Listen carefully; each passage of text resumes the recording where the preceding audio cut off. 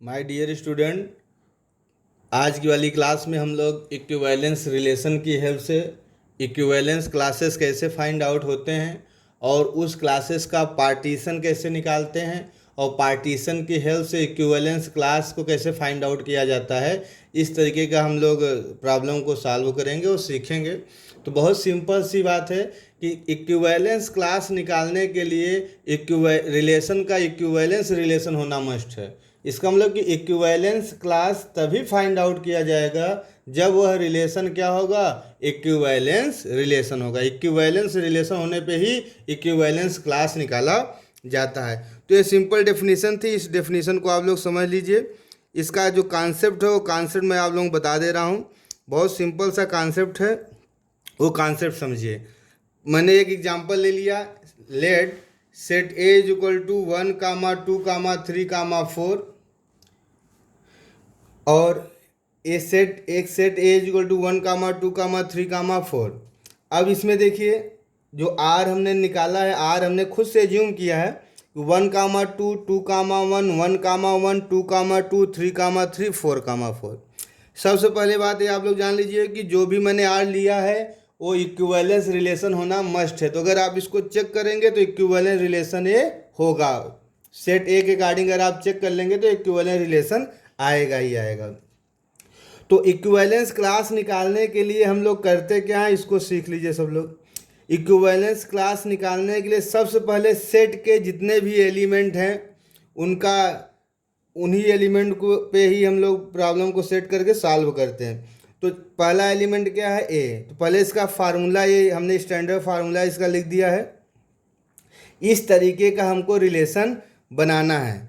तो अब हमने पहला एलिमेंट क्या लिया, 1। हमने 1 ले लिया तो क्या होना चाहिए, अब 1, 2 मतलब आपको ऐसा देखना है जहाँ पे क्या होना चाहिए कि बी रिलेटेड टू ए होना चाहिए। क्या होना चाहिए बेटा, बी रिलेटेड टू ए।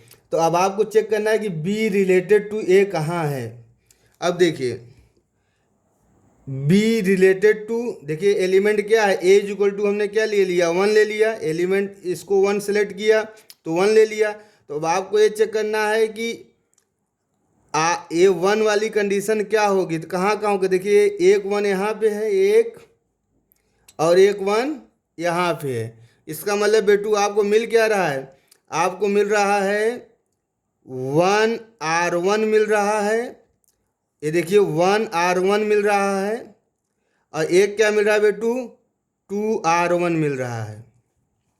इसका मतलब बी क्या है,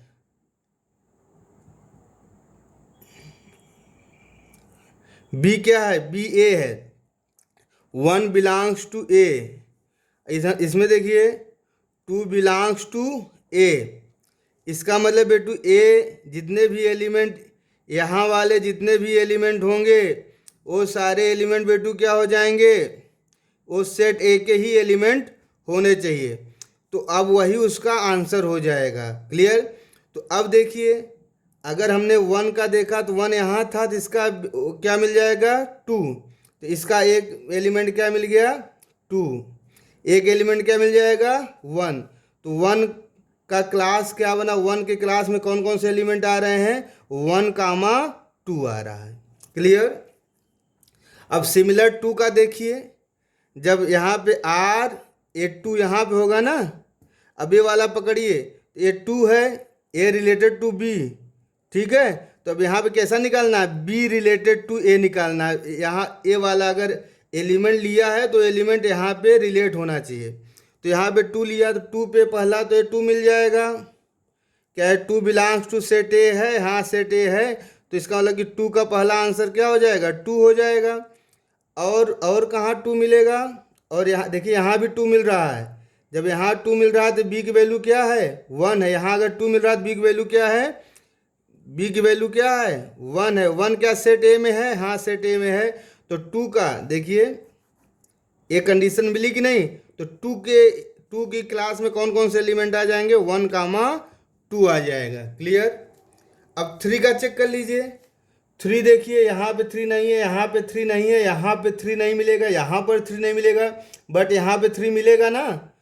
तो ये क्या हो जाएगा, 3 यहाँ मिला, किसके साथ मिला है, 3 के साथ मिला है, तो यही इसका आंसर हो जाएगा, तो 3 आंसर हो गया।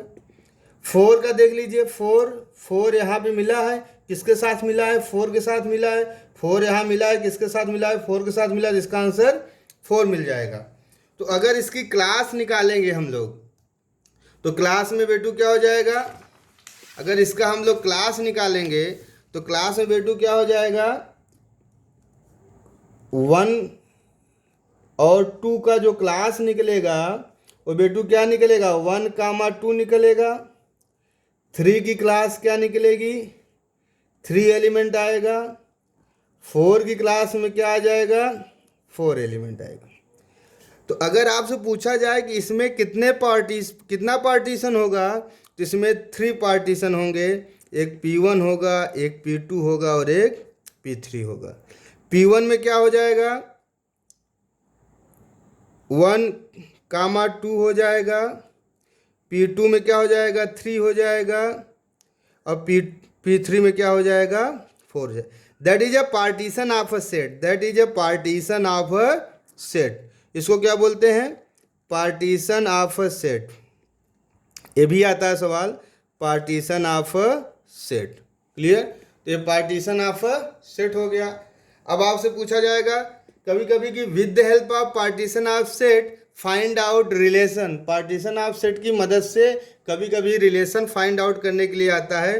तो सिंपल है, जो भी पार्टीशन आया है उसी से आप कार्टेशियन प्रोडक्ट निकाल दीजिए, उसी से कार्टेशियन प्रोडक्ट निकाल दीजिए। तो देख लीजिए क्या आएगा, 1, 1, 1, 2, 2, 1,